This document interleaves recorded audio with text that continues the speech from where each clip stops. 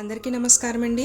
ఈరోజు మన ఛానల్లో హెయిర్ ఫాల్ని కంట్రోల్ చేసి జుట్టు పెరుగుదలకు ఎంతో ఉపయోగపడే రోజ్మెరీ ఆయిల్ తయారీ చూద్దాము. ఈ ఆయిల్తో అన్ని జుట్టు సమస్యలకు చెక్ పెట్టవచ్చు. దీన్ని ఒక వారం వాడితేనే మనకి ఆ రిజల్ట్ అనేది తెలుస్తుంది.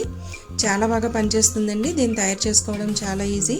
సో దీని తయారీ విధానం చూసేద్దాము. ముందుగా మనం ఒక మిక్సీ జార్ తీసుకుని రోజ్మెరీ లీవ్స్ తీసుకోవాలి. ఇవి సన్ డ్రైడ్ రోజ్మెరీ లీవ్స్. ఇవి నేను ఫ్లిప్కార్ట్లో తీసుకున్నానండి. మనకి అమెజాన్లో కూడా అవైలబుల్గా ఉంటాయి. ఇవి 2 టేబుల్ స్పూన్స్ వరకు తీసుకోవాలి. అలాగే మెంతుల్ని తీసుకోవాలి. మెంతులు కూడా 2 టేబుల్ స్పూన్ తీసుకోవాలి. మెంతుల వల్ల ఉపయోగాలు ఏంటంటే జుట్టు పెరుగుదల బాగుంటుందండి. ఇది స్కాల్ప్ని ఆరోగ్యంగా ఉంచి జుట్టు పొడవుగా ఎదగడానికి దోహదపడుతుంది. ప్రతి వెంట్రుక కూడా ఆరోగ్యంగా పొడవుగా ఎదుగుతుంది అనమాట. ఇది 2 టేబుల్ స్పూన్లు తీసుకున్నాను. అలాగే ఎండు ఉసిరికాయల్ని తీసుకోవాలి, గింజలు లేకుండా. ఇవైతే 2 టేబుల్ స్పూన్లు తీసుకున్నాను. ఇది కూడా జుట్టు నల్లగా అవడానికి దోహదపడుతుందండి. ఇప్పుడు వీటిని మిక్సీని పల్స్ మోడ్లో పెట్టి కోర్స్గా గ్రైండ్ చేసుకోవాలి. చూసారు కదా, ఇలా ఈ కన్సిస్టెన్సీలో గ్రైండ్ చేసుకోవాలన్నమాట. ఇక్కడ చూస్తున్నారు కదా, మరీ మెత్తగాను అవ్వలేదు, అలానే మరీ ముక్కల్లా లేదన్నమాట. కొంచెం కోర్స్గా గ్రైండ్ అయింది. ఇప్పుడైతే వర్జిన్ కోకోనట్ ఆయిల్ని తీసుకోండి. నేనైతే ఇంట్లో మరపట్టించిన ఆయిల్ని తీసుకున్నాను. ఇది 250 ml తీసుకోవాలన్నమాట. ఈ 250 ml ఆయిల్లో మనం గ్రైండ్ చేసి పెట్టుకున్న రోజ్మెరీ మిశ్రమాన్ని వేసుకుని బాగా కలుపుకోవాలి. ఇప్పుడు మనకు మెయిన్ ఇంగ్రీడియంట్ ఆముదం అండి. ఇది జుట్టు బలంగా పెరగడానికి, థిక్ హెయిర్ కోసం పనిచేస్తుంది అనమాట. ఇది చాలా బాగా ఉపయోగపడుతుందండి జుట్టుకి. దీన్ని 100 ml అయితే తీసుకున్నాను. ఇలా 100 ml బాటిల్ తీసుకుని మొత్తం అయితే వేసేసుకోవాలి. ఇప్పుడు ఇందులోకి మిగతా కోకోనట్ ఆయిల్ని కూడా వేసేసుకోవాలి. ముందుగా రోజ్మెరీ మిశ్రమం కలవడానికి కొద్దిగానే వేసానండి ఆయిల్ని, తర్వాత మిగతా ఆయిల్ వేసాను. టోటల్గా 250 ml కోకోనట్ ఆయిల్, 100 ml ఆముదం అన్నమాట. ఇప్పుడు దీన్ని డబుల్ బాయిలింగ్ సిస్టమ్ ద్వారా వేడి చేసుకోవాలి.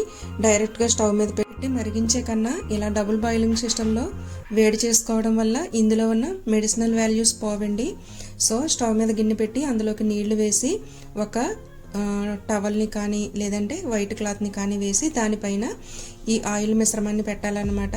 ఎందుకంటే క్లాత్ ఎందుకు వేసామంటే ఇలా మరిగేటప్పుడు ఈ గిన్నె అనేది కదలకుండా ఉంటుందన్నమాట.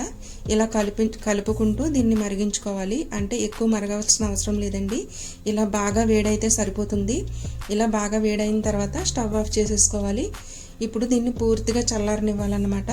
ఈ ఆయిల్ని పూర్తిగా చల్లారనివ్వాలి. ఇలా పూర్తిగా చల్లారిన తర్వాత దీనికి రేఫర్ని చుట్టుకుని పక్కన పెట్టుకోవాలి. ఇలా 3 days పక్కన పెట్టుకోవాలండి. ఇలా 3 days పక్కన పెట్టుకోవడం వల్ల మెంతులు, ఉసిరికాయలు, రోజ్మెరీలో ఉన్న మొత్తం లిక్విడ్ అంతా కూడా ఈ ఆయిల్లోకి దిగుతుంది. ఇంకా స్ట్రాంగ్గా అవుతుంది అనమాట ఆయిల్. ఇప్పుడు దీన్ని 3 days పక్కన పెట్టుకుందాము. 3 days తర్వాత చూద్దాము ఎలా ఉంది అనేది. చూసారు కదా, 3 days తర్వాత ఎలా ఉందన్నమాట. ఇప్పుడు దీని కలర్ అంతా మారిపోతుందండి. రోజ్మెరీలో ఉన్న, మెంతుల్లో ఉన్న, అలాగే ఉసిరికాయలో ఉన్న ఆయిల్ అంతా కూడా ఇందులోకి దిగిపోతుంది. కలర్ అనేది కొంచెం చేంజ్ అవుతుంది అనమాట. ఇప్పుడు ఒక గ్లాస్ జార్ తీసుకుని ఇందులోకి స్ట్రైనర్తో వడపోసుకోవాలి ఈ ఆయిల్ అంతా కూడా. ఇలా వడపోసుకున్న ఆయిల్ని స్టోర్ చేసుకుని మనం రెగ్యులర్గా యూజ్ చేయడమే. వారానికి 2 లేదా 3 సార్లు స్కాల్ప్కి, హెయిర్కి అప్లై చేసి బాగా మర్దన చేసుకోవాలి. ఇది జుట్టుకి అమృతంలా ఉపయోగపడుతుందండి. చూసారు కదా ఫ్రెండ్స్, రోజ్మెరీ ఆయిల్ తయారీ. ఐ హోప్ మీకు ఈ వీడియో నచ్చిందని అనుకుంటున్నాను. నా వీడియో కనుక నచ్చినట్లయితే లైక్ చేయడం మాత్రం మర్చిపోవద్దు. మీ ఫ్రెండ్ అండ్ ఫ్యామిలీస్కి షేర్ చేయండి. మన ఛానల్ని తప్పకుండా సబ్స్క్రైబ్ చేయండి. పక్కనున్న బెల్ ఐకాన్ని యాక్టివేట్ చేయడం మాత్రం మర్చిపోవద్దు. Thank you for watching friends.